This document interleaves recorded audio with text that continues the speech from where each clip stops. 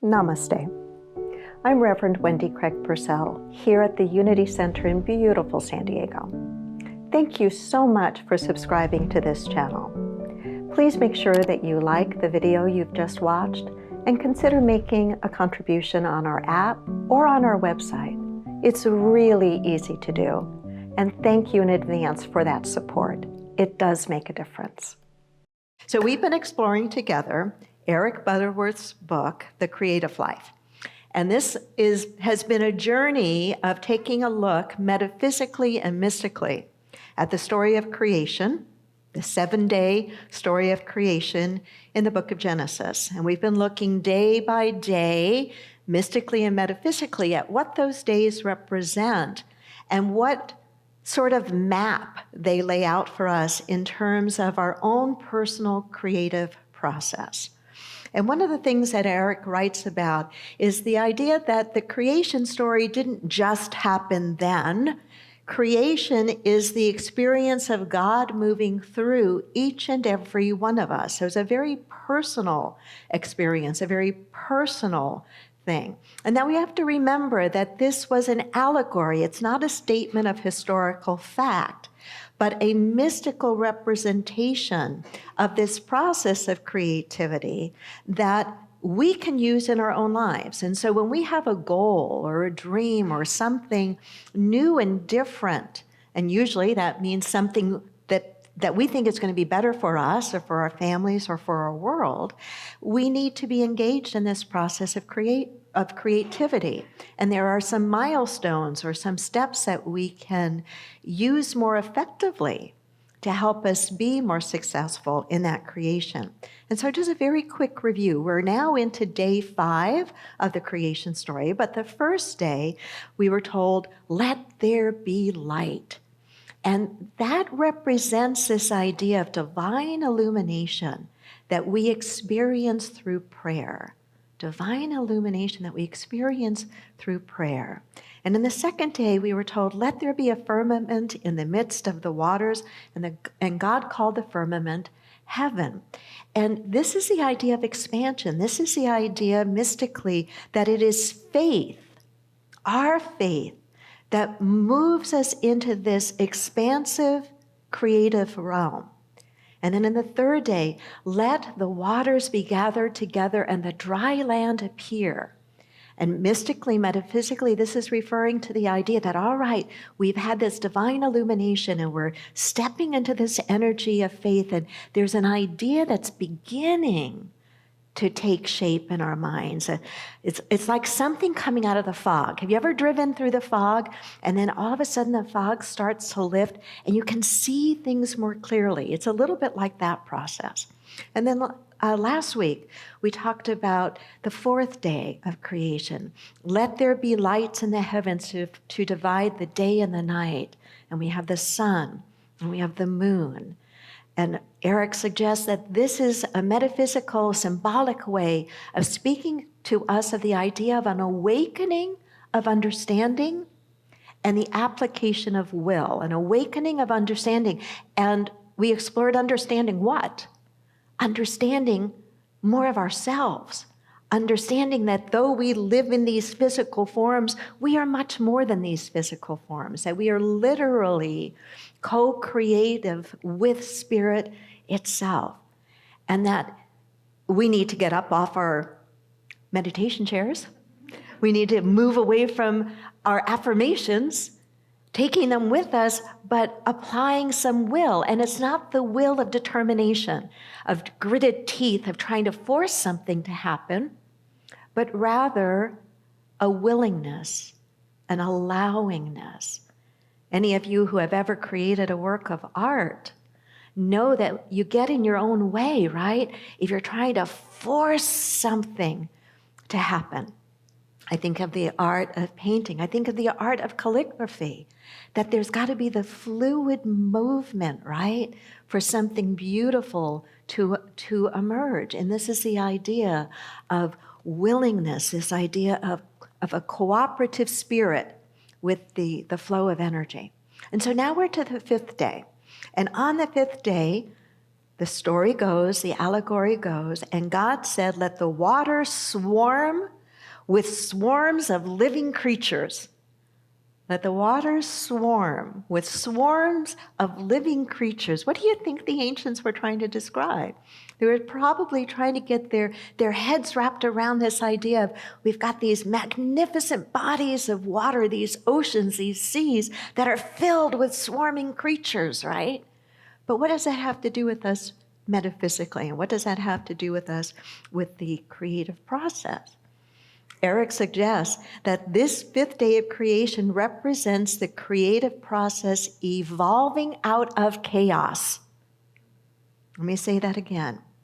That this fifth day, this swarming of swarming creatures, represents the idea of the creative process evolving out of chaos.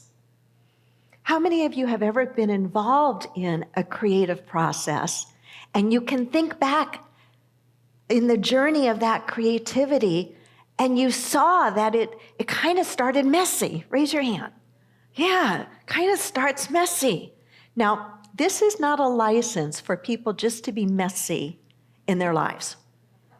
This is not what I'm speaking about, and this is not what Eric is speaking about. But it is pointing to the process of creation itself has some messiness to it.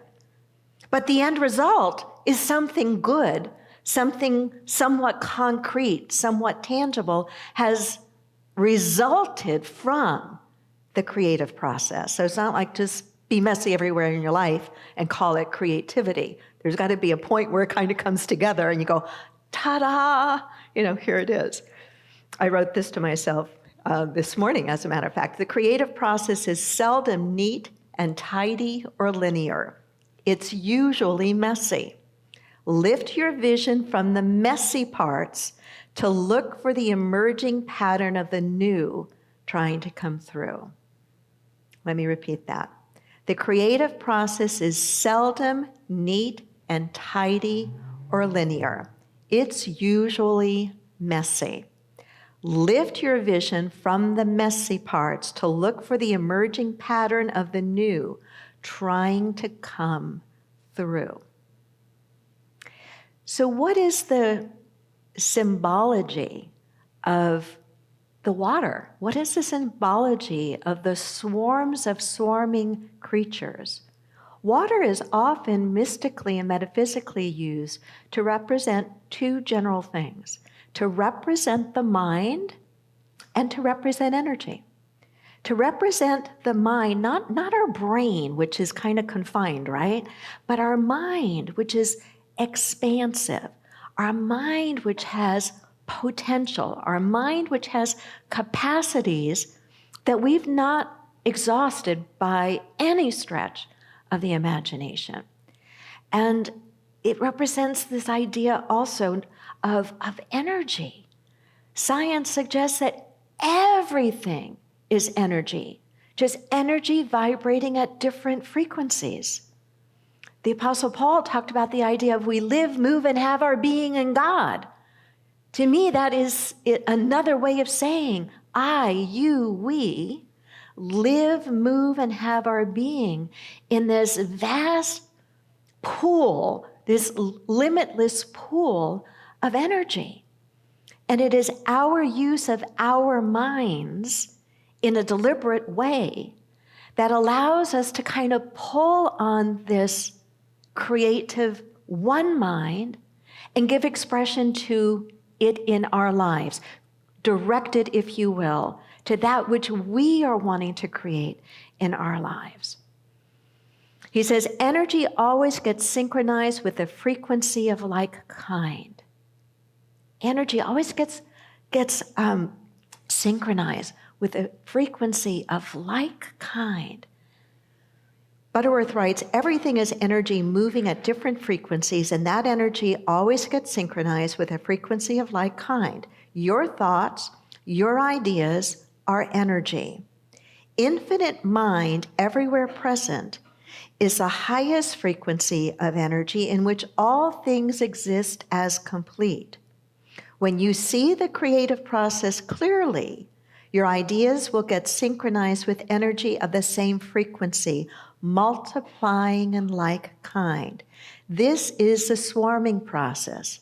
It's like there's this chaos of ideas, this flowing of creativity and ideas, but eventually there's a coalescing of it. Eventually there's a pulling together of similar ideas, of like ideas, coalescing into something more specific, more deliberate, more concrete. I read to you an earlier statement from Dorothy Parker: creativity is a wild mind and a disciplined eye. The wild mind, the mind that is expansive, that taps into the one mind, the infinite mind, but the eye that is disciplined, that can pull from that something more specific to say, this is how the pattern is emerging. This is what these various swarming parts are wanting to come together to be in my life. Think of your own process when you set out to create something or you set out toward a goal. You probably have a lot of different thoughts and ideas swarming in your mind eventually, right? And sometimes that can almost be nerve-wracking. It's like you want to get very specific. But at the beginning, it's important to keep the mind open and expansive and let the various ideas and possibilities and images and thoughts all swarm around. This is why it can feel a bit chaotic, a bit confusing, a bit crazy, a bit messy. But in the permission giving of our approach, in our allowing this energy to kind of swirl and move and have some sort of life of its own, we begin to be more cooperative with the divine flow. And we begin to make room for something new, something that we really haven't completely thought of before, to emerge. Butterworth says, it's the nature of mind for an idea to attract swarms of supportive and expansive thoughts. It's the nature of mind. It's the way our minds work. For an idea, when we have an idea, to attract swarms of supportive and expansive thoughts. And so we begin to have this dry land, going back to day 3, this dry land image emerge. It starts to take shape. And we begin to start to understand a bit of how it might all work together. But then there are more and more ideas that we begin to have swirling in our mind. And it's almost like at the moment that we feel like we want to concentrate, the ideas keep coming in as possibilities. And Butterworth suggests, and I think he's right about this, that it's important to stay in that soup. That's my word. He didn't use the word soup, but it's important to stay in that process. And for people who are like me, who are a little more, what's the word I want to say? I could say a lot of things.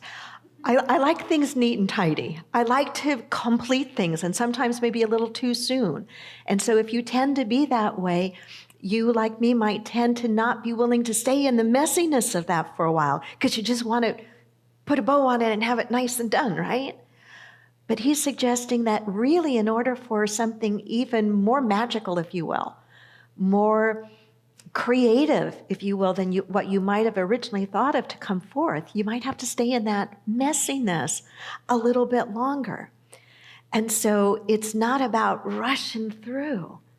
It's about being comfortable with that wild swarming. Can you relate to what he's describing here? Can you see yourself at all in the process, right? And you know, I think of a statement I heard, I think it was from Dr. Roger Teal at Mile High Church in Denver years ago. He said, just think about birth. Think about natural physical birth. It's really messy, right? It is. But eventually out of that messiness comes something beautiful. Something beautiful. And so it's, I think, an important and helpful idea to hold on to when we find ourselves kind of being assaulted with this swarming of ideas, to be patient and to let the swarming happen. Patrick McCormick said, if you look hard enough, chaos turns into order the way letters turn into words. that something really is wanting to emerge. Quite some time ago, when I was really into reading much more about quantum physics and the new science and the new biology, I remember reading this book by Mick Wheatley. I can highly recommend it. It's still in print. The title of the book is Leadership, Leadership and the New Science. And she's writing pulling from a scientific background, but writing to business leaders and leaders of all sorts, pulling upon science and the application of science as a way of looking at an approach to leadership and business. She writes this: to see how chaotic processes reveal the order inherent in a system requires that we shift our vision from the parts to the whole. Sidebar here. From the swarming creatures in the sea, from the many ideas floating in our mind, to pull back from the parts to the whole, to see how chaotic processes reveal the order inherent in a system requires that we shift our vision from the parts to the whole. Wholeness is what rushes in under the guise of chaos whenever scientists try to separate and measure dynamical systems as if they were composed of parts. The strange attractors that form on our screens are the shape of wholeness. When we concentrate on individual moments or fragments of experience, we see only chaos. But if we stand back and look at what is taking shape, we see order. Order always displays itself as patterns that develop over time. Order always displays itself as patterns that develop over time. As I was putting this lesson together, I was thinking about a process I have used and fallen back on from time to time. In fact, I'm working with a bunch of ideas right now in terms of how to better engage our very substantial YouTube audience with our teachings and with our community. And so I'm learning a lot, or trying to learn a lot, about YouTube and how YouTube interacts with our website and how that interacts with Facebook and all of these things. That's very mind-boggling and new to me. And as I'm trying to pull these different ideas and threads of relationships and connections together, I've been using a technique that fits with this creative process, the chaotic part of the creative process. And it's a practice called clustering. And there are different apps and programs that you can use on your tablets and your computers and your phones, or just with pencil and paper. And essentially, it is that you start with an idea, or maybe a series of ideas that all fall under a particular category of something you're trying to create. And you put them in a bubble. You draw a circle around it, right? And it's an idea, a cluster of an idea. But then you let it percolate, and you begin to see and think of other things related to that one clustered idea. And you start to create all of these branches. It looks pretty messy on paper, even with the nice apps. It can get pretty messy. But it is a way to move out of the linear aspect of our minds and see something in a bigger, broader, more limitless picture.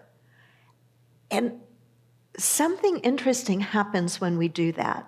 I think the interesting thing that happens is, while we use our cognitive minds to write this stuff down and to connect all of these different thoughts and swarming ideas, that as we're engaged in that process, I believe that there's a co-creative spirit going on between us and God, or whatever you want to call that infinite presence, that then almost steps in a way that helps to fill in gaps or make clearer connections. And soon a picture begins to emerge, and an understanding begins to emerge that's beyond what we could have figured out all on our own. Does that make sense to you?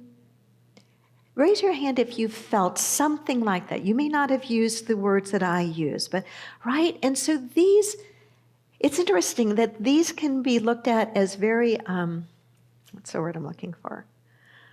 Non-spiritual tools, but I think they're very spiritual. And I do because I believe that the whole creative process is one of the things that sets us apart from other species. And the whole creative process is what allows us to continue to evolve what it is, not just to be ourselves, but what it is to be a human being, what it is to have incarnated in this lifetime. That just as our bodies over the millennial have evolved into how we present as a human species today, there is much in the new science that suggests that the same is happening in our brains and in consciousness. And so when you and I are engaged in more of the nitty-gritty of the creative process in our personal lives, and we go about it in a co-creative energy, relying not just on our own great minds and talents, but inviting in the energy of the infinite mind, I think we are helping to elevate and lift the vibration of consciousness itself.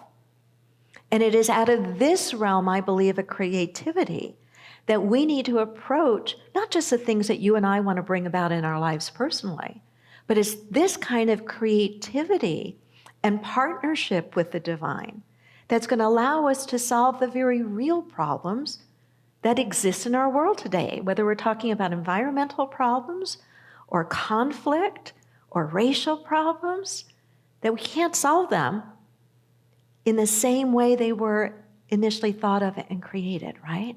So anytime that you and I engage in a personal creative process towards something meaningful and important to us, we have a chance to grow in that experience spiritually. And that's a really, really, really, really good thing. And so in closing, I want to encourage you to really engage with creativity in your own life.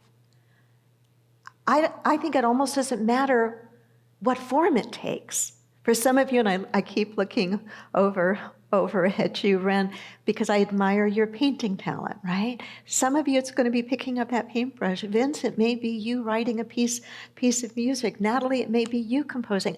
I don't know what your thing is, but whatever it is, love it. Get creative with it. Know that you have something to bring to it that nobody else has. And play with it. Let it be a little messy. Don't keep it messy forever, but let it be messy. Let the ideas percolate. Invite your understanding of God to work with you, to help you connect those funny swarming creatures and those funny ideas and dots, and allow a beautiful picture to emerge. It can be a lot of fun for you. And who knows what we could be creating together that could make a really big and important difference in the life of someone else and maybe in our world itself. So in closing, the creative process is seldom neat and tidy or linear. It's usually messy. Lift your vision from the messy parts to look for the emerging pattern of the new trying to come through. Namaste.